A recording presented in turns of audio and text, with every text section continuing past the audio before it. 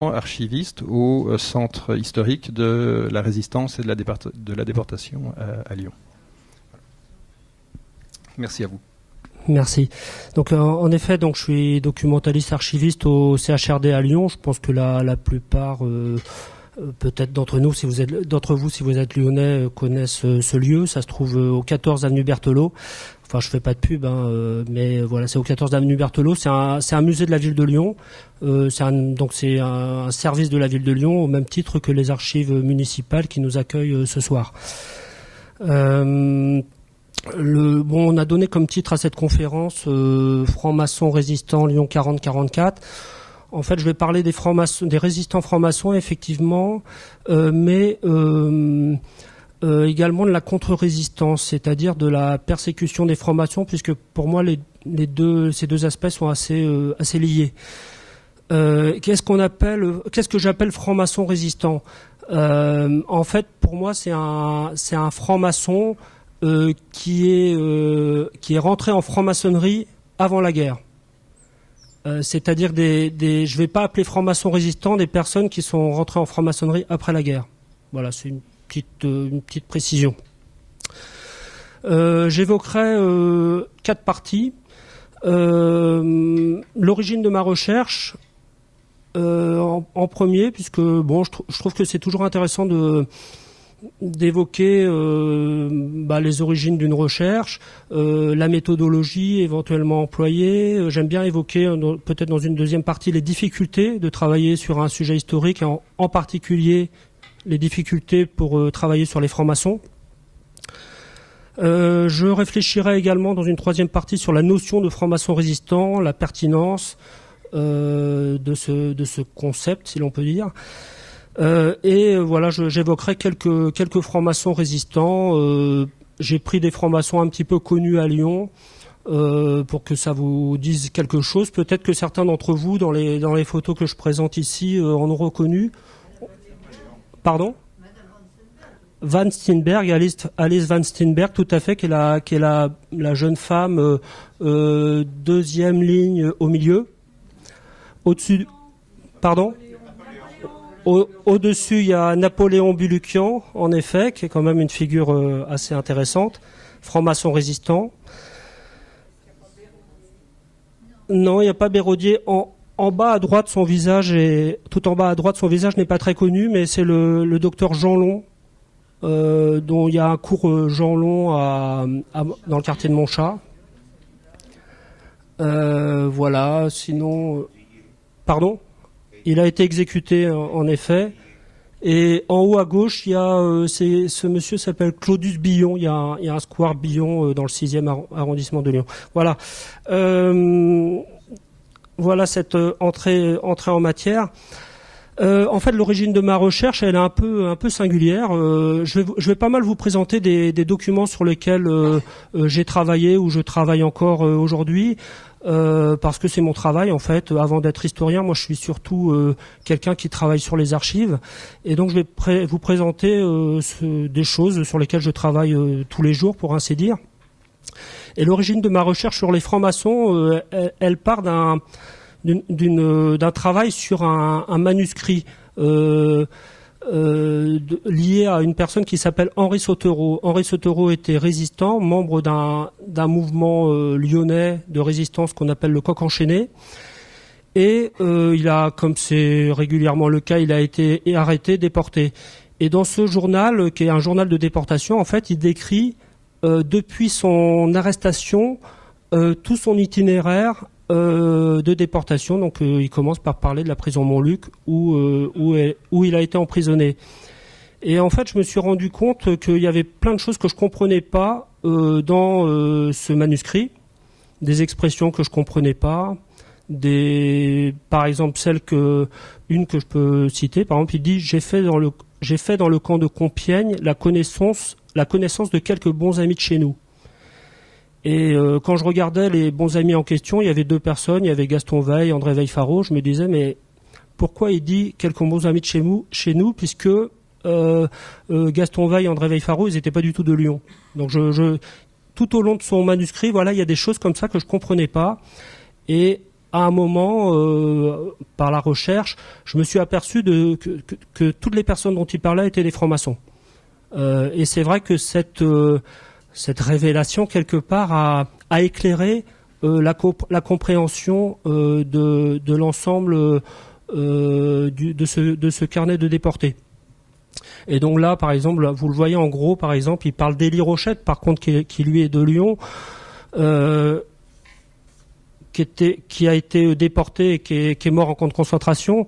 Et il y a cette plaque commémorative. J'aime beaucoup montrer les traces qu'on trouve dans la ville au niveau topographique. Donc les traces, comme cette plaque commémorative qui est vers la rue Élie Rochette dans le 7e arrondissement, qui part de la place Jean Massé, où on voit cette plaque dédiée, assez monumentale, qui est dédiée à Élie Rochette, et sur laquelle, en bas, dans l'angle en bas à droite, il y a un symbole maçonnique, c'est-à-dire un compas croisé d'une équerre. Donc c'est un symbole maçonnique. Il y a différents symboles partout. Il y a en bas à gauche, c'est un symbole lié à la déportation. Il y a le symbole de la SFIO, donc Parti socialiste. Voilà, des traces. Alors, pour évoquer les sources, je voudrais vous parler un petit peu des sources. Là, j'ai évoqué l'origine.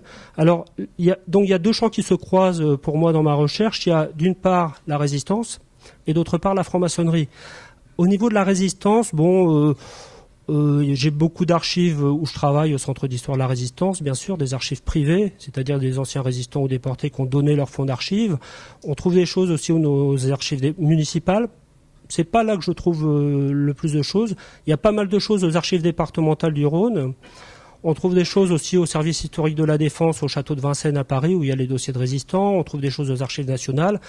Voilà un petit peu ce qu'on peut avoir au niveau de l'archive de la résistance. Pour la franc-maçonnerie, c'est plus compliqué. On trouve également des choses, des archives maçonniques au CHRD un petit peu, à la Bibliothèque municipale de Lyon, aux archives départementales. Mais l'essentiel quand même des archives maçonniques, c'est des archives privées. Et il faut que ces archives aient été versées, données dans des archives publiques, et c'est pas toujours le cas.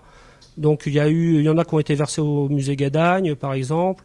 Il y en a qui ont été versés ici même aux archives municipales, mais voilà, c'est pas évident. Des fois, on n'y a pas accès non plus parce que des fois il y a des dérogations. Voilà. Donc, mais je vais vous montrer un petit peu des archives maçonniques, comme celle-ci, par exemple. Est-ce que j'en ai passé Oui, voilà, comme celle-ci, qui sont intéressantes. Par exemple, à gauche, vous avez les bulletins périodiques, c'est-à-dire un peu le programme, comme la Société d'Histoire fait son programme. Les francs-maçons, ils ont aussi leur programme pour leurs membres. Et là, vous voyez, par exemple, le type de programme. Voilà, jeudi 22 mars, donc là, c'est 45 à 20h. Il y a la loge, donc le groupe, la loge Union et Liberté, qui fait sa réunion, sa tenue. Les francs-maçons appellent ça une tenue. Et quelque chose d'extrêmement rare, donc à ma droite, le registre matricule des membres de la loge Union et Liberté. Ça, à ma connaissance, ça n'existe que pour cette loge. C'est extrêmement rare, c'est extrêmement précieux. Mais on a tous les membres de cette loge lyonnaise, avec des gens, vous connaissez peut-être, je dirais un mot sur René Pellet tout à l'heure, qui est un franc-maçon lyonnais. Il y a une rue René Pellet près de l'hôpital Grange-Blanche, par exemple. Il y a aussi l'école René Pellet à Villeurbanne. Et tout en bas, il y a Johannes Ambre, qui est une personnalité lyonnaise un peu particulière. J'en dirais aussi particulière non, mais bon, il est un peu ambivalent. Il a été beaucoup critiqué. J'en dirais également un mot tout à l'heure. Voilà d'autres archives maçonniques qui sont intéressantes. Là aussi, certains d'entre vous connaissent peut-être ce nom, Antonin Jutard. Il y a une place Jutard, place de l'Étoile, enfin en face on appelait ça la place du Pont à l'époque de la guerre, à la Guillotière. Voilà, un cours Gambetta, donc Jutard qui a été exécuté également. Mais voilà, là c'est un document intéressant qui provient des archives du Grand Orient de France, qui est lié à son entrée en franc-maçonnerie. Alors, je voudrais dire quelques mots sur les difficultés. Les francs-maçons, déjà, il y a la répression des fascismes en général et du régime de Vichy en particulier qui a fait disparaître beaucoup de sources.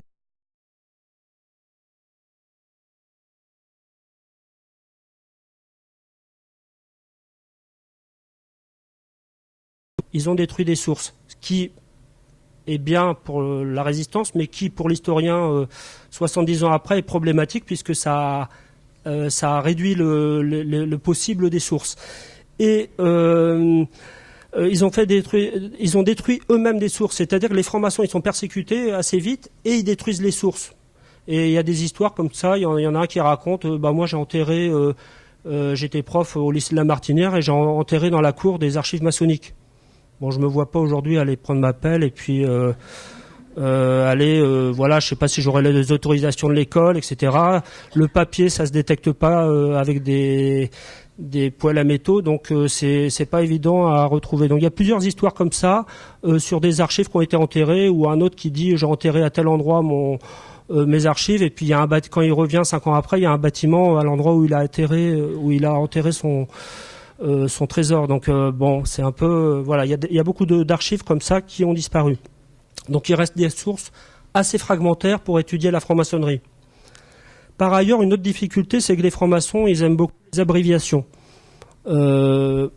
Ici, vous en voyez un petit peu. Voilà, par exemple, tout en bas là, du document de droite, agré, TT, CC, FF, avec des 3 points. C'est pour ça qu'on les appelait les frères 3 points, puisqu'ils mettent des 3 points partout. Donc, il faut apprendre à traduire les documents. Agré, très cher frère. Donc, le pluriel, c'est par la redondance du terme. Donc, TT, c'est très au pluriel, CC, cher, et FF, frère au pluriel. Voilà. Mais vous allez voir un document où là, moi, je suis incapable de traduire. Tout en haut, là, vous voyez, il y a toute une série de lettres avec 3 points. Alors, s'il y a des spécialistes de la franc-maçonnerie, ils pourraient essayer de traduire, mais moi je suis incapable de traduire ce genre de choses. C'est vrai que si on n'est pas dans le contexte en plus de la loge, de l'obédience, etc., c'est très compliqué de traduire ce genre de choses. Je reviens sur le document que j'ai évoqué tout à l'heure pour vous montrer quand même comment on peut travailler. Donc, bulletin périodique en haut des respectables loges de l'Orient de Lyon. Donc RL 3 points, donc respectable loge. Ordre du jour des traves, donc on peut traduire des travaux, 3 points. Et bon, ce qui m'a intéressé, c'est dimanche 4 mars à 9h30 précise, conférence par le FG sur Montluc. Alors, bon, G, c'est pas évident, on peut soupçonner que c'est un franc-maçon, mais voilà, il faut réussir à déterminer qui est le frère G qui fait une conférence sur Montluc. Donc, ce qu'il faut faire, c'est la technique, par exemple, pour ce cas-là, c'est de voir quelle loge fait sa réunion le 4 mars à 9h30, on va voir le 4 mars, le dimanche 4 mars. Après de regarder si on peut l'avoir, la liste des francs-maçons de la loge, qui a un nom qui commence par G, et là, on peut avancer comme ça. Mais vous voyez que ça peut être assez long de faire des découvertes dans ce domaine. Alors là, en l'occurrence, il se trouve qu'il n'y avait que 2 personnes avec le nom commençant par G dans cette loge, et il se trouve que l'un des 2 était président de l'association des rescapés de Montluc. Donc ça permet de déterminer à 95% de chance que c'est bien notre individu qui s'appelle Alban Gratteau. Et paradoxalement, on va connaître les francs-maçons par les bourreaux, ceux qui persécutent, ceux qui fichent le gouvernement de Vichy, les Allemands, ils ont fiché les francs-maçons. Et on va connaître les francs-maçons essentiellement par ce fichage qui se présente comme ça. Voilà. Alors, il y a monsieur Altarac m'en parlait à l'instant. Édouard Herriot, à ma connaissance, n'était pas franc-maçon, mais comme il était proche des francs-maçons, qu'il allait dans les loges pour faire des conférences, il a été fiché comme franc-maçon. Voilà, vous voyez, il y a des conférences qui sont marquées sur sa fiche sur sa fiche. Et on peut aussi penser que c'était d'ailleurs des francs-maçons qui fichaient les francs-maçons. C'est-à-dire, moi je parle des résistants, mais aussi des francs-maçons collabos. Hein. Faut pas trop se leurrer là-dessus. Et le fait que prof, il y a marqué 3 points après, on peut supposer que c'était un franc-maçon qui a affiché ses frères ou ses anciens frères. Voilà, donc là vous avez Clotaire Legrand, je dirais un mot tout à l'heure, et Henri Deschamps qui était professeur à la Martinière. Voilà pour les difficultés. Une autre difficulté, c'est qu'il y a quand même de la discrétion en franc-maçonnerie. C'est-à-dire qu'une des règles de la franc-maçonnerie, c'est qu'une personne ne peut pas dire qui est franc-maçon. Si lui-même est franc-maçon, il ne peut pas dire un tel est franc-maçon. Sauf si c'est de notoriété publique et si on l'a autorisé. Mais voilà, donc il y a quand même une discrétion qui est problématique pour l'historien. Alors, voilà.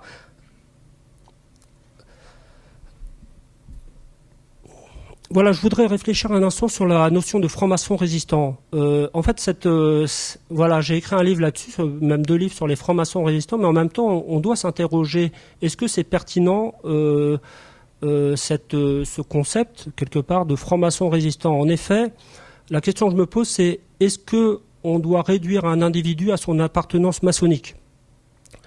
Est-ce même un chrétien, c'est pareil. Un résistant chrétien, est-ce qu'on peut réduire un homme, un individu, un résistant, à son appartenance à l'Église catholique, par exemple, ou à la religion juive? Voilà, c'est une question que je me pose en fait. Puisqu'un individu, c'est pas qu'un franc-maçon. D'ailleurs, il peut être franc-maçon et juif. Hein, il y en a plusieurs. C'est pas incompatible. Il y a des francs-maçons juifs. Donc, est-ce qu'on peut se réduire à un homme, c'est un mari, c'est un père. Voilà, c'est une question qu'on doit quand même se poser. Et également,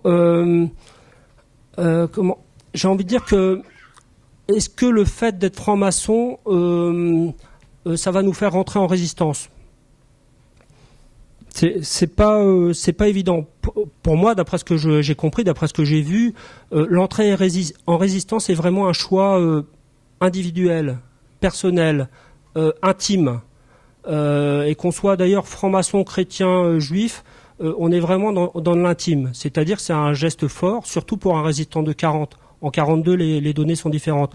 Mais un résistant qui répond à l'appel du général de Gaulle le 18 juin 40, on est vraiment dans l'intime, dans cet acte de rébellion, là, ce premier acte de résistance. C'est vraiment quelque chose de particulier, puisque on dit que ça relève d'une nécessité impérieuse, on est hors la loi, non conformiste, donc c'est vraiment un geste fort. Je pense que des choses comme la franc-maçonnerie, on peut parler de réseaux de sociabilité, comme il en existe d'autres, vont intervenir dans un deuxième temps. Là, la franc-maçonnerie, dans un deuxième temps, une fois que les choix sont faits, pourra être importante. C'est-à-dire que c'est un réseau de sociabilité, comme votre société d'histoire, c'est aussi une forme de réseau de sociabilité, vous vous retrouvez régulièrement, c'est ça un réseau de sociabilité. La franc-maçonnerie, c'est un réseau de sociabilité parmi d'autres, et les gens s'y retrouvent, les gens s'y connaissent, puisque toutes les 2 semaines environ, sur des très longues périodes de plusieurs décennies éventuellement, ils vont revoir les mêmes personnes. Donc ils savent exactement ce que pense son frère ou sa sœur dans une loge. On sait même, il y a des gens dans les loges à qui on a confiance et d'autres avec qui on a moins confiance. Donc ça, c'est des réseaux de sociabilité qui vont impacter le lien résistant. Et on constate effectivement des proximités résistantes maçonniques. C'est-à-dire, par exemple, il y a des cas d'imprimeurs résistants. On va voir comment ça fonctionne. C'est-à-dire, il y a une loge Bienfaisance et Amitié, par exemple, une loge du Grand Orient de France, où il y a au moins 3 imprimeurs résistants dedans, et on voit qu'ils se refilent leurs travaux d'imprimeurs quand il y a trop de travail pour imprimer un journal clandestin, ils refilent à l'autre. Et on voit comment là le lien maçonnique travaille dans la résistance. Des fois d'ailleurs le lien maçonnique aussi crée des situations tout à fait cocasses où un résistant se fait arrêter, et il se fait arrêter par un un franc-maçon comme lui qui est également résistant. Donc ça a mené des scènes tout à fait cocasses. Par exemple, il y a un résistant qui s'appelle Marcel Claes, un résistant lyonnais qui se fait arrêter par Triff, qui est résistant mais dans un autre mouvement. Et voilà, alors Triff, pour pas se griller, il peut pas relâcher Claes, mais par contre, il va faire en sorte que les preuves matérielles disparaissent pour réduire les preuves. Donc on voit des choses comme ça qui sont intéressantes. Est-ce qu'il y a plus de francs-maçons dans la résistance, par exemple, qu'au niveau national, sur les personnes? On constate que oui.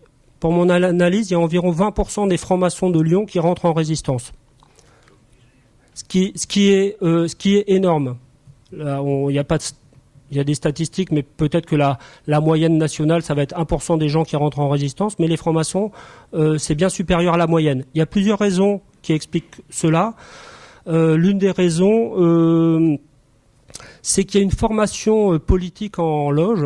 Depuis les gens qui fréquentent les loges, il y a une formation politique. C'est pas politique, mais disons qu'il y a des travaux qui sont faits en loge depuis une décennie sur le nazisme, par exemple, sur la montée du nazisme, sur le fascisme. Donc les gens, il y a peut-être plus de conscience, comme il peut en avoir dans d'autres réseaux de sociabilité, mais en tout cas, chez les francs-maçons, il y a vraiment déjà un travail qui est fait sur ces notions et probablement une influence des uns avec les autres. Un autre aspect qui est essentiel, et là je vais être un peu plus long là-dessus, c'est la persécution des francs-maçons, qui est pour moi probablement une des raisons importantes de l'entrée massive des francs-maçons en résistance. Puisque, au même titre que les juifs, on ne va pas comparer bien sûr la Shoah, qui est un phénomène unique, et la persécution des francs-maçons, mais il y a beaucoup de traits communs sur la mise en œuvre de la persécution. Et là, vous voyez souvent les francs-maçons et les juifs sont mis un peu en même temps, notamment dans la propagande de Vichy. Donc là, vous voyez une affiche de propagande de Vichy où vous avez d'un côté la caricature, hein, l'aspect caricatural du juif, avec la caricature à droite du franc-maçon et son tablier. Et le gouvernement de Vichy montre beaucoup d'affiches de ce genre. Là, vous en avez une autre où on voit la franc-maçonnerie, le juif, De Gaulle, le mensonge. C'est un peu les boucs émissaires. On veut les faire passer pour ceux qui ont causé la défaite. Encore une autre également où on voit les mêmes caricatures. Donc, on voit le processus de persécution des juifs et des francs-maçons qui est assez proche. Qu'est-ce que je peux citer comme exemple? Même Pétain, il parle des deux parfois en même temps. Par exemple, et il semble plus antimaçonnique qu'antisémite, Pétain, quand il dit par exemple « Un juif n'est jamais responsable de ses origines. Un franc-maçon l'est toujours de ses choix. » En tout cas, ils veulent vraiment faire passer le franc-maçon et le juif, le complot judéo-maçonnique, pour les responsables de la défaite. Qui plus est, au niveau de l'arsenal juridique, le 13 août 40 apparaît une première loi anti-maçonnique. Donc le pays est dans un état catastrophique, il y a eu beaucoup de gens sur les routes avec l'exode, et un mois après la prise de fonction du gouvernement de Vichy, il y a une loi anti-maçonnique. Le 13 août 1940.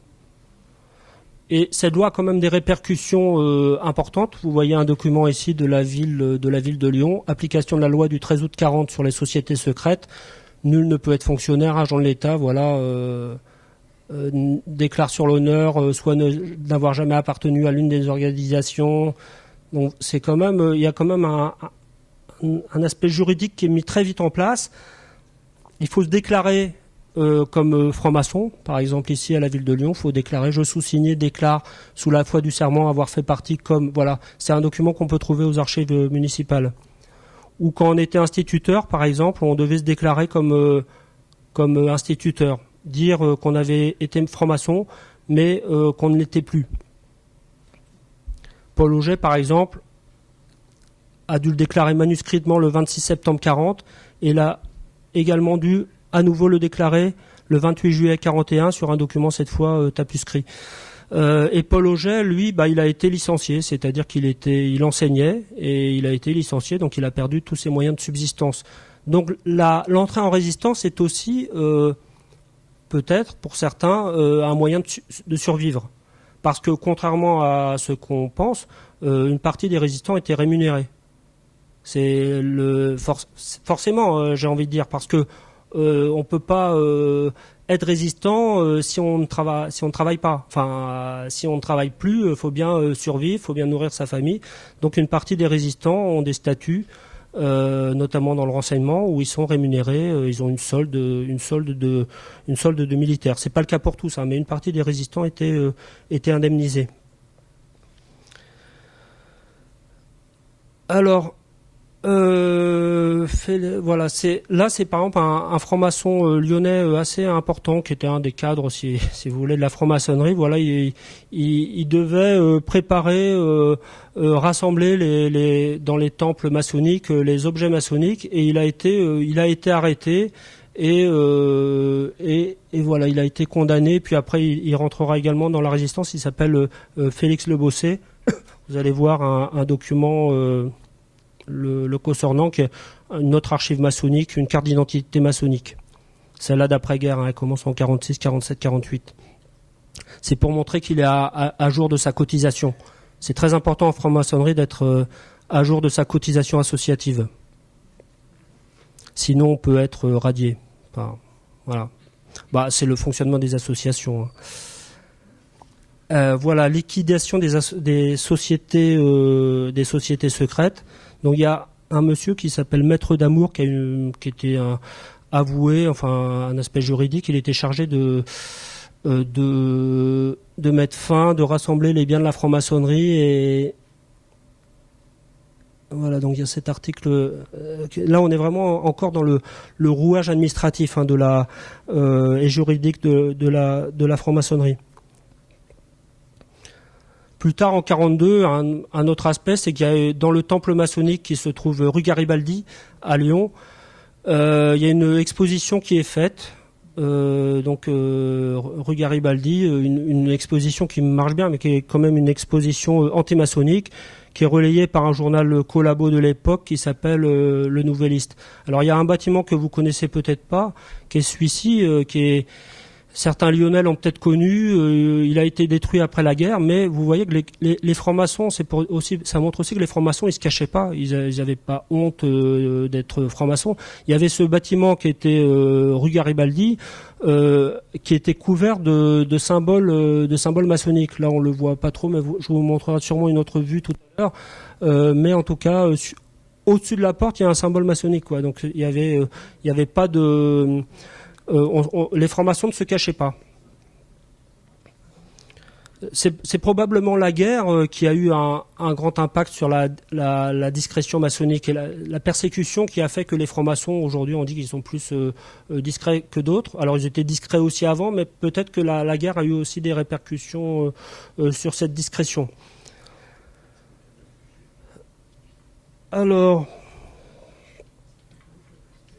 Là, on est jusqu'à présent dans une persécution assez administrative, j'ai envie de dire.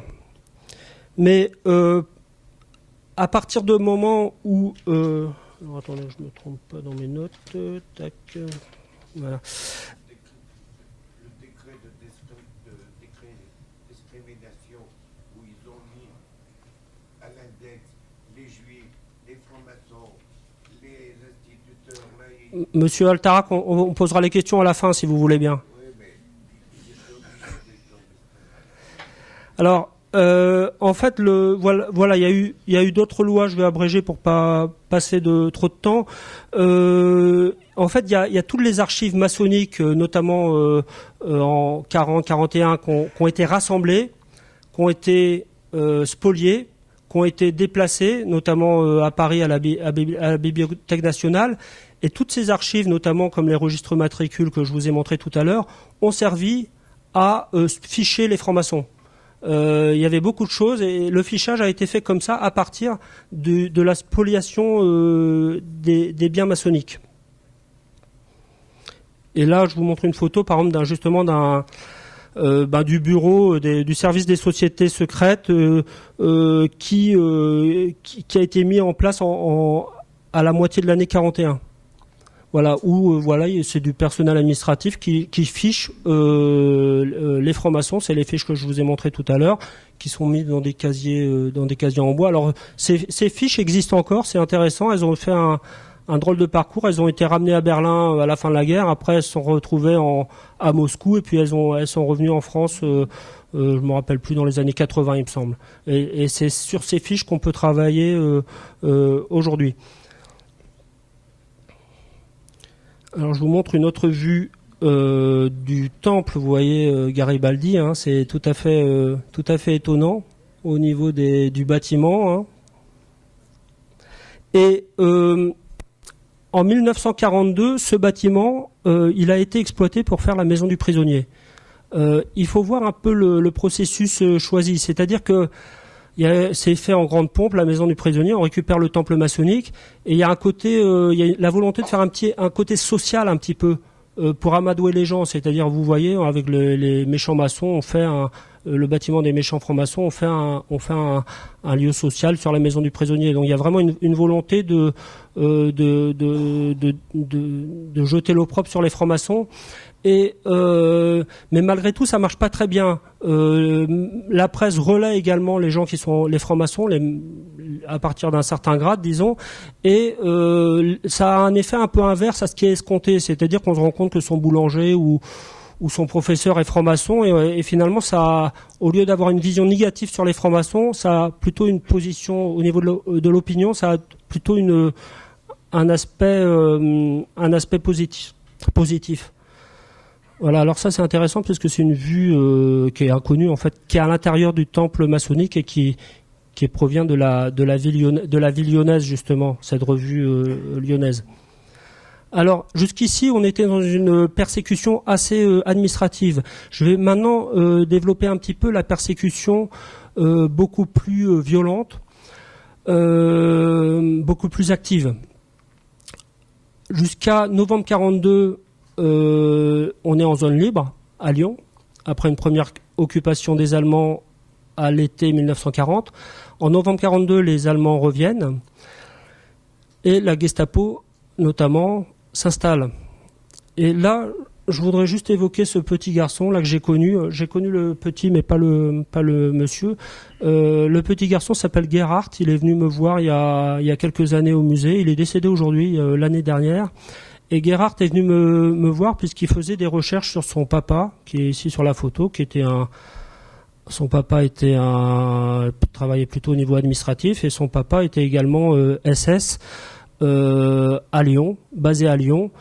C'est pour expliquer que la présence de la Gestapo à Lyon et la traque des Juifs, son père Alfred Welti ici était vraiment dans le service qui s'occupait des Juifs. Mais disons que c'est pas comment dire, étanche, c'est-à-dire qu'on est spécialisé, mais en même temps, quand il y a besoin de faire une traque, juifs, francs-maçons, communistes, résistants, on y va, qu'on soit à la section juive ou pas. Et c'est le cas de Alfred Welti. Cette photo est un peu particulière d'ailleurs, puisqu'il y a des gens qui disaient mais ça c'est là la photo qu'on voit, c'est Klaus Barbie, et Gerhard Welti a reconnu son père sur cette photo. Ça, c'est l'enterrement de Alfred Welti, puisque Alfred Welti a été tué au cours de la guerre. Et c'est des photos que m'a remis son fils, qui sont assez exceptionnelles. C'est au cimetière de la Guillotière, de mémoire. Donc, c'est des vues uniques qu'on trouve à Lyon. Donc, la Gestapo, il y a aussi... alors, la Gestapo, une petite notion. On parle de la Gestapo souvent de manière générique. Mais la Gestapo, c'est juste une section, la 4e section d'un organe beaucoup plus vaste qu'est le SIPO-SD.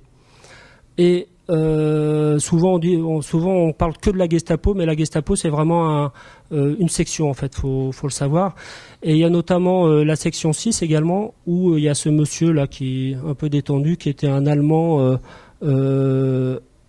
présent à Lyon, Moritz, qui est vraiment lui axé sur la persécution des francs-maçons. Alors Il n'a pas eu trop de problèmes après la guerre. Il a été retrouvé en 73 par les Klarsfeld en Allemagne, tranquillement chez lui. Voilà, il n'a pas voulu revenir être jugé en France. Les Klarsfeld lui ont dit mais revenez, si vous êtes innocent, il n'y aura aucun problème, vous allez être tout de suite libéré. Mais Moritz, il n'a pas voulu revenir être jugé. Bon, on lui reprochait quand même d'avoir assassiné les époux Bach, Victor Bach de la Ligue des droits de l'homme. Donc Moritz, a priori, avait quand même des choses à se reprocher assez importantes. De même, quelqu'un que vous connaissez peut-être de vue, enfin, il est assez connu à Lyon. Il s'appelle Francis André, dit Gueule Tordue. Il a eu un accident dans sa jeunesse. La voiture de son papa lui a roulé dessus. Il a eu une déformation faciale à cause de ça. On lui reproche environ 200 crimes à Lyon pendant la guerre en 2 ans, durant 2 ans, en 43-44. Et il a vraiment partie prenante, mais dans la persécution des francs-maçons, mais également de tous les résistants communistes, etc. C'est quelqu'un de très actif qui appartient au Parti populaire français. Parce que il y a la Gestapo, mais le bras armé de la Gestapo, c'est le Parti populaire français, c'est-à-dire des Français qui sont dans un parti politique depuis l'avant-guerre fasciste, hein, le PPF, de Jacques Doriot, et c'est des gens comme Francis André qui ont partie prenante de ça. Et je vais vous montrer une série de photos rapidement. Je ne sais pas combien de temps il me reste, monsieur. Ah ouais, faut que j'accélère. Je vais vous montrer des photos qu'on m'a amenées au travail pour évoquer Francis André et le PPF. Des photos un peu étonnantes. Alors l'histoire de ce fond photographique, c'est on m'a déposé ces photos et puis on m'a dit voilà ces photos, on a oublié c'est la personne qui les a données chez le photographe, il a oublié de les récupérer ou il les a pas récupérées à la fin de la guerre. Donc ces photos, elles me sont arrivées il y a quelques années. Voilà, alors on voit ce genre de choses. Deux messieurs qui rigolent puisqu'il y a un prêtre qui passe devant eux, un monsieur qui joue avec son chien, 3 messieurs au bord d'un chemin au printemps avec le chien. Le chien, on le voit sur de nombreuses photos. Ah là, ça se gâte un peu parce qu'à droite, il y a le monsieur qui est avec son chien, mais là, il discute avec un soldat allemand. Donc, on peut se dire qu'il est pas tout à fait, enfin disons, dans une certaine collaboration. Une dame un peu floue, c'est bête puisqu'il y a quasiment qu'une femme dans le fond photo, mais elle est floue. Voilà, et à gauche, des soldats allemands, alors a priori vers une villa qui est proche du parc de la Tête d'Or. 2 messieurs proches du parc de la Tête d'Or, une villa qui existe toujours, hein, on peut la retrouver encore aujourd'hui. Pardon ? Celle de gauche, moi je l'ai non, celle de gauche, moi je l'ai retrouvée. Hein. Ah oui, celle de droite, oui, mais celle de gauche, elle est toujours en place. Et les messieurs, là, ils sont devant une voiture, dont je parlerai tout à l'heure. Là, je vous ai mis un écran noir parce que, en fait, dans cette série de photos, il y en a d'autres, hein, je ne les ai pas toutes montrées, mais la photo qui suit, elle n'est pas forcément montrable, puisque c'est des cadavres sur un chemin. J'ai préféré mettre un écran noir pour vous prévenir que la photo qui suit, je vais passer vite puisque c'est pas forcément intéressant de la montrer, mais c'est pour vous montrer aussi des documents d'archives, c'est-à-dire qu'on reçoit des choses comme ça, des photos, des gens qui pique-niquent au bord d'un chemin au printemps, des vues de Lyon, etc. Et on ne sait pas pourquoi, dans la série de photos, il y a 2 photos de cadavres au bord d'un chemin. Donc je vais appuyer 2 fois. Alors ceux qui veulent pas voir, vaut mieux fermer les yeux, je vous propose. Mais je vais passer très vite. Alors des fois je la montre, des fois je la montre pas. Il n'y a pas d'enfants a priori dans la salle. Moi c'est vrai que je travaille tous les jours sur des choses comme ça, donc ça me fait pas grand chose. Je vais passer vite. Voilà, j'ai passé. Voilà. Ça vous a fait rire. Vous l'avez pas vu. Bon. Enfin voilà, mais vous me croyez sur parole, hein. Ceux qui veulent la voir viendront me voir à la fin de la conférence. Mais elle est assez soft, j'ai envie de dire, vu les horreurs qu'on voit aujourd'hui à la télé. Bon, je vous la montre. Voilà, c'est une des photos qui a une certaine violence quand même. Mais ce qui est violent, c'est que parmi ce lot de photos, on voit cette photo-là. C'est un peu bizarre, quoi. On voit des gens pique-niquer, etc. Et on voit cette photo. Les gens là qui se prennent en photo tranquille. Je vais y venir. Le monsieur, je l'ai identifié. Le monsieur qui a une casquette, je l'ai identifié. Le grand là, il a une 20aine d'années. C'est des tueurs, hein, les gens que je vous montre là, en fait. Je le sais maintenant, mais c'est des tueurs français, c'est pas des tueurs allemands.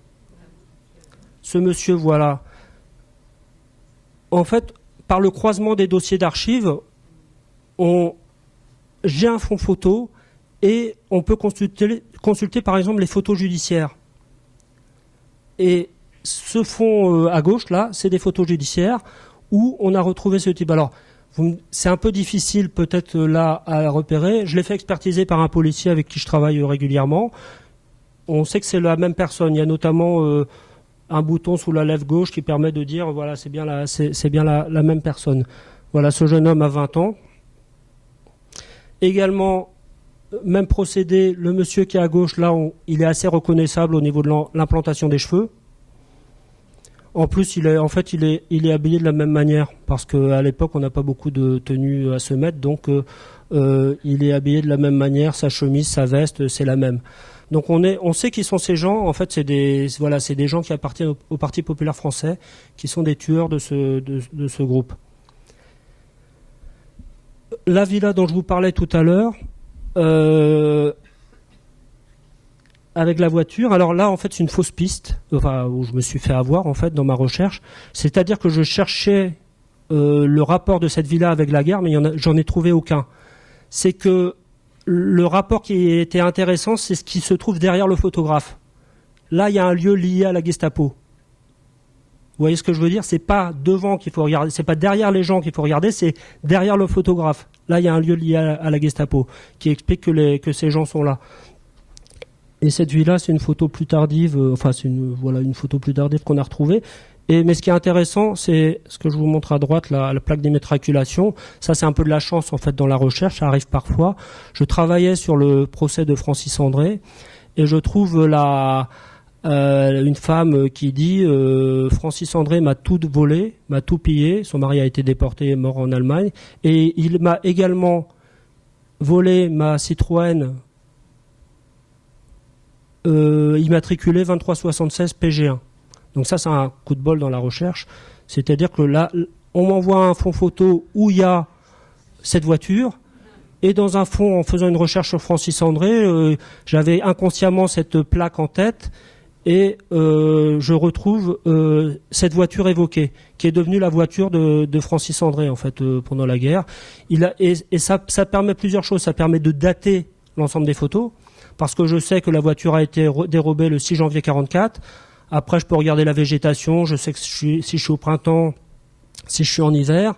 Donc, il y a pas mal d'informations. Donc, ceci pour dire, je parlais de la répression qui est beaucoup plus sanglante de la Gestapo, mais surtout du PPF, des membres du PPF. Et à l'intérieur du PPF, il y a un groupuscule qui s'est créé, chapeauté par Francis André d'un côté français et Moritz du côté allemand, dont je vous ai montré une photo tout à l'heure, qui ont créé le mouvement national antiterroriste et qui va tuer essentiellement des francs-maçons. Alors, je peux pas être affirmatif en disant qu'il tuait que des francs-maçons, parce qu'a priori c'était pas le cas. Il tuait des radicaux socialistes essentiellement, mais en fait ce qui se passe, c'est que dans ce groupuscule il y avait le service des sociétés secrètes qui était très proche. C'est-à-dire que quand ils avaient besoin d'assassiner quelqu'un, on prenait dans les listings du service des sociétés secrètes. Le lien il est là en fait. Et ce groupuscule, il est tout petit, il y a 5-6 membres 5-6 membres identifiés dans le MNAT, Mouvement National Antiterroriste, qui vraiment ont tué des francs-maçons, le docteur Jean Long, Ambroise Courtois, par exemple, mais il n'était pas franc-maçon, mais il était proche. Il y a beaucoup de monde, il y a comment il s'appelle, Shirpaz, voilà. À Écully, il y a Antonin Jutard, qui a été exécuté par le MNAT. Voilà, il y en a une trentaine qui ont été dans ce cas-là. Voilà, alors je terminerai juste en évoquant cette fois quelques résistants. Alice Van Steenberg, cette femme est médecin avec son mari à Villeurbanne. Il y a une plaque sur leur maison. C'est un couple vraiment admirable. Je connais leurs enfants, mais j'ai pas connu les Van Steenberg. Alors cette femme a été cassée elle a été torturée par Barbie, plusieurs côtes cassées. Elle a vraiment souffert pendant la guerre. Toute sa vie, elle a boité. Après, elle a témoigné au procès Barbie. Mais une femme extraordinaire. Elle est très connue à Villeurbanne. Tout le monde la connaît. Moi, j'ai été surpris moi, je suis pas de la région, mais j'ai été surpris. Voilà, dès que je parle de Van Steenberg, tout le monde la connaît dans la région de Villeurbanne. Napoléon Bulukian, qui est vraiment un type au destin extraordinaire, vendu comme esclave en 1917 en Turquie. Il arrive en France. Alors, il rentre très tôt en franc-maçonnerie. On parle en franc-maçonnerie d'initié. Il est initié très tôt en franc-maçonnerie, à 19-20 ans. Je ne sais pas exactement pourquoi. Probablement qu'il avait un parent, une connaissance, mais il est rentré à Paris. Et quand il est arrivé à Lyon, il a rejoint une loge qu'on appelle la loge L'Asile du Sage. Il est rentré dans cette loge. Voilà, je ne vais pas développer puisque c'est quelqu'un de très connu à Lyon. Il y a la fondation Bulukian. Je crois d'ailleurs qu'il est lié, la rue Garibaldi, là, où je vous ai montré le temple maçonnique. Je vais pas vous donner l'adresse, mais c'est connu, mais l'adresse est connue. Donc rue Garibaldi. A priori, il y a eu un deal comme quoi il a construit le bâtiment, puisque bien sûr le bâtiment ancien a été détruit. Il y a eu un deal pour qu'il ait construit le bâtiment, et puis le rez-de-chaussée est toujours réservé aux francs-maçons. Et puis lui, il a pu développer sur la hauteur quelque part. On a parlé tout à l'heure de Johannes Ambre, qui est ici en présence d'Edouard Herriot. Alors, Ambre, c'est quelqu'un de quand même d'assez particulier. On dit que c'est l'avocat des truands, donc après-guerre, bien sûr. Un authentique résistant. Il n'y a aucun doute là-dessus. On lui a reproché pendant la guerre d'avoir sorti un petit opuscule sur le statut des Juifs. Et ça l'a poursuivi après-guerre. Alors, dès qu'il se présentait à des élections municipal, on lui reprochait d'avoir écrit un document sur le statut des Juifs. Il n'y a pas tellement de... Bon, il s'en défend, mais c'est vrai que c'est un document qui l'a compromis tout de même tout le temps. Johannes Ambre. René Pellet, je viens de sortir un livre sur lui il n'y a pas longtemps. Donc je vous en ai un peu parlé au début de la conférence. Directeur de l'école des sourds-muets et aveugles de Villeurbanne, responsable d'un réseau de renseignement qui s'appelle le réseau Marco Polo, qui est un des plus grands importants réseaux de renseignement de zone sud, des espions, des agents de renseignement. Exécuté le 23 août 1944. Sa femme, Marguerite Pellet, déportée dans un camp de concentration, arrêtée en novembre 1943 à l'Institut des sourds-muets et aveugles, et qui a la malchance de mourir sous un bombardement américain en Autriche, laissant donc un enfant de 8 ans à l'époque, un garçon de 8 ans avec qui j'ai écrit ce livre. Monsieur Altarac sera peut-être content que j'évoque Henri Chevalier. Il y a une rue Henri Chevalier dans le 4e arrondissement. Altarac est content, c'est qu'il le mérite. Voilà, il le mérite. Les Chevaliers, c'est parmi les plus importants imprimeurs de Lyon, de Lyon et de zone sud. Monsieur Altarac a été caché.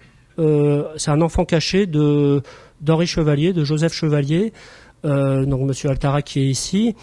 Et c'est des très grands résistants à l'origine du mouvement Coq Enchaîné, et ils ont reçu, grâce à Monsieur Altarac, la médaille des Justes des Nations l'année dernière. Et il y a son père Joseph Chevalier. Là, vous avez une vue qui provient des archives non départementales, où c'est son atelier pris par la police juste après l'arrestation. Il a été arrêté, Montluc, déporté. Il est rentré de Caen. Il pesait 36 kilos. Par contre, il disait que Chevalier disait, mais moi je sais pas ce qu'on m'a reproché, je sais pas ce qu'ils ont pu trouver chez moi.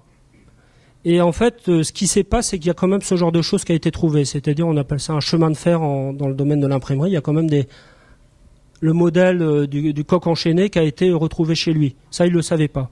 Donc c'est quand même une preuve assez compromettante. Donc au 40 cours de la Liberté, vous trouvez la plaque au-dessus de la porte d'Henri Chevalier, au 40 cours de la Liberté. Je terminerai, je vais terminer pour évoquer non pas Charles Nittard. Il y a quelques années, une expérience parmi d'autres que je peux avoir au sein du travail. Il y a une commune de l'Ouest lyonnais qui a voulu donner un nom de rond-point à Monsieur Charles Nittard. J'appelle la mairie de Charbonnières, pour ne pas la citer. Oui, c'est Charbonnières. Ce rond-point est à la limite de Tassin-Charbonnières, il me semble, de mémoire. Et je leur dis, faites attention, Charles Nittard est un collaborateur antisémite au dernier degré, administrateur de société juive. Vous ne devriez pas donner un nom de place à ce monsieur. Ils me disent, oh merci monsieur le maire, c'est gentil de nous prévenir. Moi je suis un petit documentaliste, donc j'ai pas tellement de pouvoir. Et une semaine plus tard, ils ont mis un monument sur le rond-point, Charles Nittard. J'étais un peu énervé. C'est vrai que ça m'a un peu énervé. J'ai contacté l'association de Serge Klarsfeld. Une semaine après, le monument avait disparu. Voilà. Et je parle de Charles Nittard parce que je voudrais parler. À 50 mètres de ce rond-point, il y a un résistant franc-maçon qui a été tué, en fait. Et je comprends pas pourquoi ils n'ont pas l'idée. Là, vous savez sa maison. Il y a une plaque commémorative quand même sur sa maison. Clotaire Legrand est mort à 50 mètres de ce rond-point. Ils n'ont pas l'idée. Au lieu de mettre Charles Nittard, ils n'ont pas l'idée de mettre Clotaire Legrand, qui est quand même un résistant, quoi. Ça me dépasse un peu. Voilà, je vous remercie de votre attention.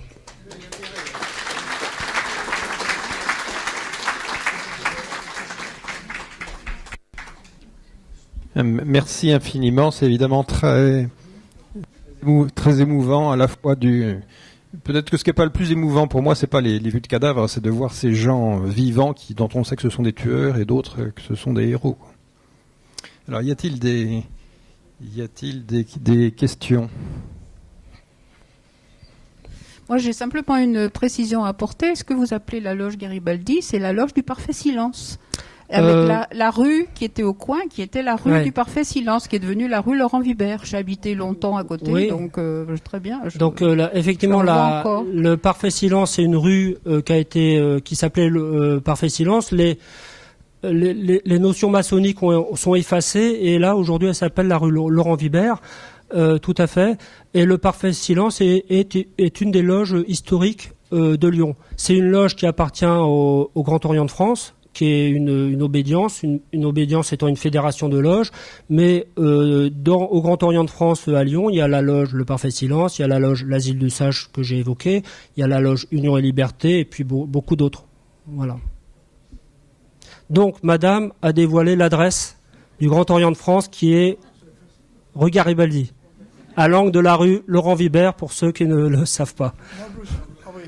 Bon, je me souviens simplement que j'habitais au Breton à l'époque, et j'avais 11-12 ans, et d'avoir fait un tour dans cette loge maçonnique quand mes parents avaient été ouverts. Oui, alors c'est vrai qu'ils les ont ouverts. Alors ils les ouvrent à plusieurs occasions quand ils font des.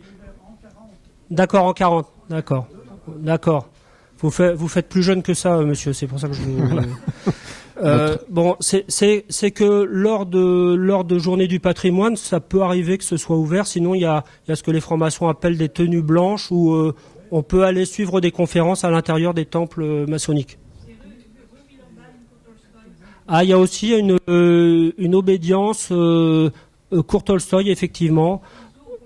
Voilà, ah oui, ils ouvrent pour les journées du patrimoine. C'est vrai qu'il y a des obédiences et des loges maçonniques un peu partout à Lyon. Il y en a à Rieux-la-Pape, à Villeurbanne. Donc il y a à Villeurbanne, rue Garibaldi à Lyon, à la Croix-Rousse. Il y a des voilà. Après, ça peut être différentes obédiences, Là, j'ai évoqué le Grand Orient de France essentiellement, mais pendant la guerre, il y avait aussi des membres de la Grande Loge GLDF, Grande Loge de France. Il y avait également du droit humain, par exemple, qui est une autre obédience également. Une obédience mixte à l'époque, ce qui n'était pas le cas du Grand Orient de France à l'époque. D'autres questions? Les francs-maçons avaient pas le choix. Ou ils rentraient dans les résistances, ou ils étaient déportés.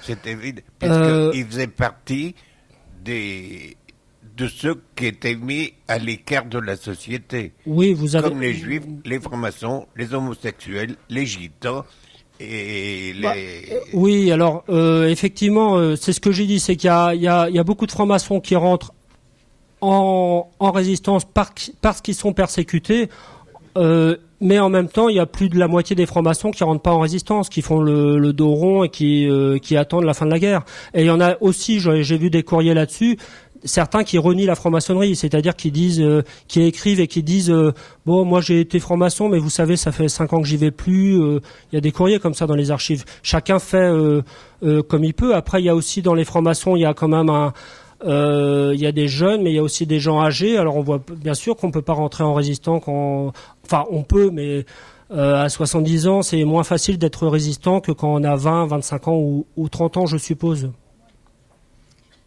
Monsieur. Mais effectivement, la persécution est un facteur d'entrée, bien sûr, en résistance. Mais à Lyon, le PPF, c'était le patron des PPF, c'était pas dénommé Beugras. Si, Beugras est un des patrons du PPF. Beugras, c'était un Lyonnais. Un Lyonnais, mais ouais. Uniforme allemand. Mais après, il est parti. Hein. Il a quitté Lyon. D'après les documents dont vous disposez. Oui, oui. D'après les documents dont vous disposez, peut-on dire que la répression a plutôt visé le Grand Orient ou au contraire la Grande Loge? En fait, ce qui est troublant dans les documents juridiques, c'est que la franc-maçonnerie n'est pas vraiment nommée. On parle des sociétés secrètes. Mais le terme franc-maçonnerie dans les lois n'est pas nommé. Donc toutes ces sociétés sont visées. Alors il y a les sociétés théosophiques, il y a le Grand Orient de France, mais pour moi, ils sont tous visés. Le droit humain, la GLDF, la Grande Loge de France, ils sont également fichés. Voilà, mais c'est pas tout ce qui est assimilé à de la franc-maçonnerie est visé. Une loge particulièrement, c'était les francs-maçons, comme c'était les juifs, comme c'était les instituts, les gitans, ou les homosexuels. C'était tout. Est-ce que justement, parce que vous nous avez donné les textes de Pétain, vous nous avez montré les exécutants, mais entre les deux, qu'est-ce que vous pouvez nous dire sur le processus de décision qui fait qu'un jour on va décider d'abattre un tel? Alors il y a un processus à mon sens qui est évolutif, hein, c'est-à-dire qu'à la base on est administratif et puis après on arrive dans l'action, notamment quand les Allemands reviennent en France, quand il y a des appétits aussi qui naissent, c'est-à-dire on parle de Francis André, j'ai envie de dire c'est un intellectuel par rapport à ses collaborateurs. Ses collaborateurs en général, Francis André y compris, ils ont tous fait la prison avant la guerre, c'est des gens de droit commun. Et pour eux, la guerre, c'est génial. Ils ont les pleins pouvoirs. Le processus lui-même, moi, je pense que c'est justement l'association de plusieurs choses. C'est-à-dire, il y a le service des sociétés secrètes qui a affiché les francs-maçons, qui peut donner des noms. Il peut dire, tiens, il y a Antonin Jutard et il nous embête. Il donne ce nom à Francis André. Et le processus se fait comme ça. Et comme il y a Moritz également qui est un Allemand, voilà, c'est des cibles qui sont décidées. On voit ça par exemple là, ce qu'on appelle la Saint-Barthélemy grenobloise, c'est-à-dire qu'ils vont à Grenoble et il y a plusieurs cadres de la résistance qui sont francs-maçons et on sait qu'à Grenoble, il y a des preuves archivistiques là-dessus, c'est peut-être le témoignage de Francis André d'ailleurs, qui dit Moritz a rencontré le responsable du service des sociétés secrètes.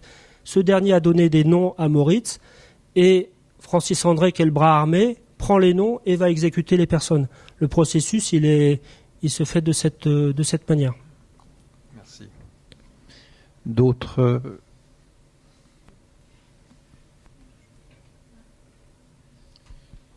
Oui, bonsoir.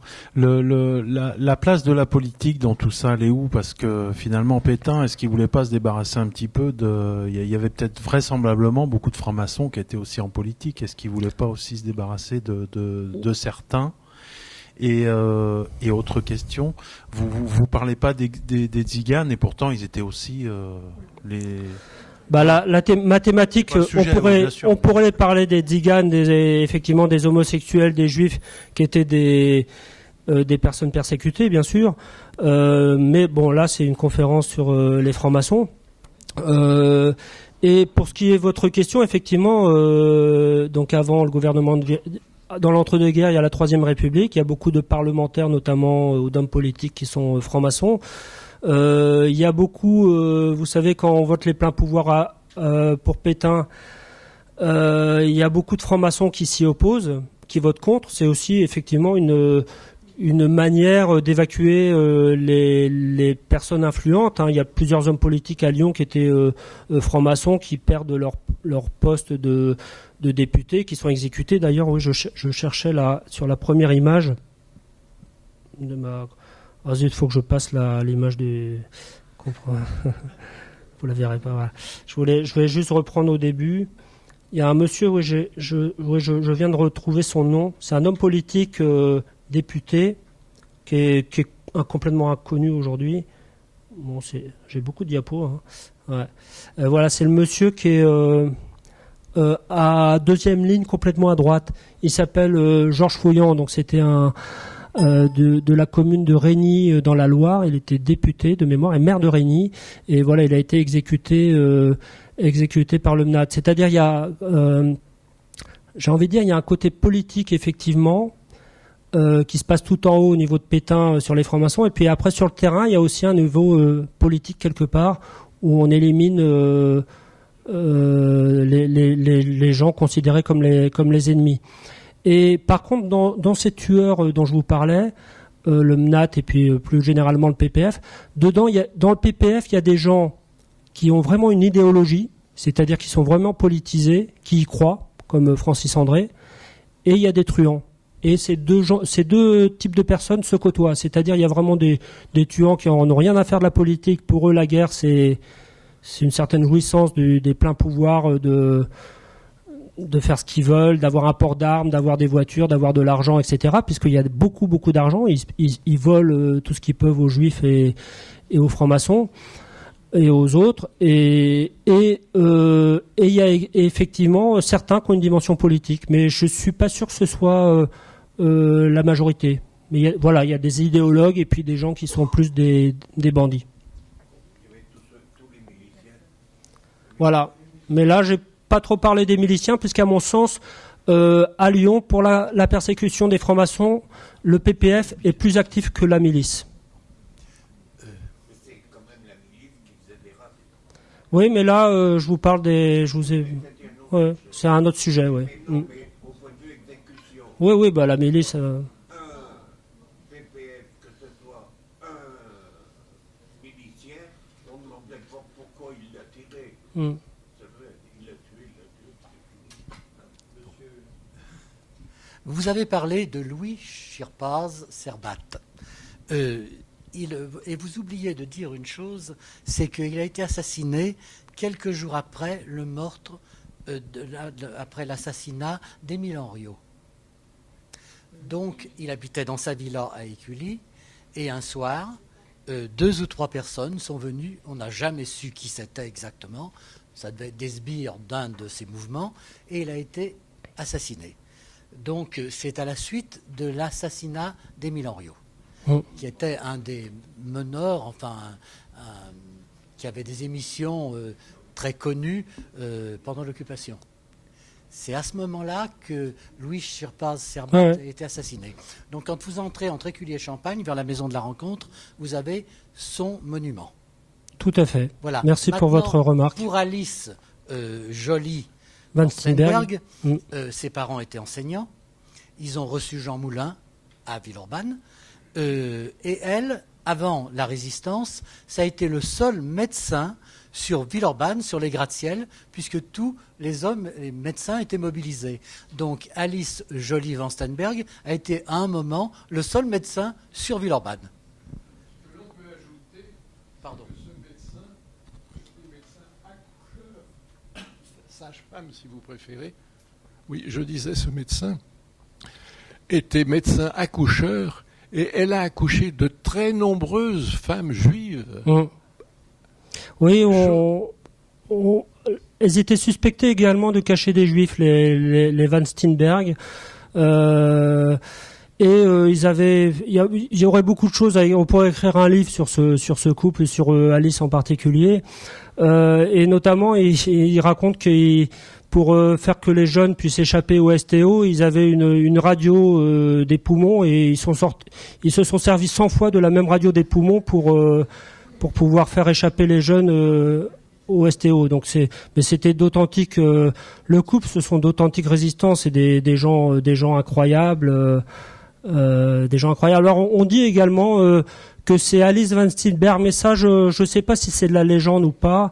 On dit également que c'est Alice Van Steenberg qui a libéré le temple de la rue Garibaldi. J'ai lu ça quelque part, mais après il y a beaucoup de légendes, de légendes urbaines. En tout cas, le couple Van Steenberg participe à l'un des premiers parachutages anglais en zone sud, avec justement Marcel Claes dont j'ai parlé, avec le Claudius Billon, dans la région. Alors je sais pas comment ça se prononce, c'est dans l'Ain, c'est Bly.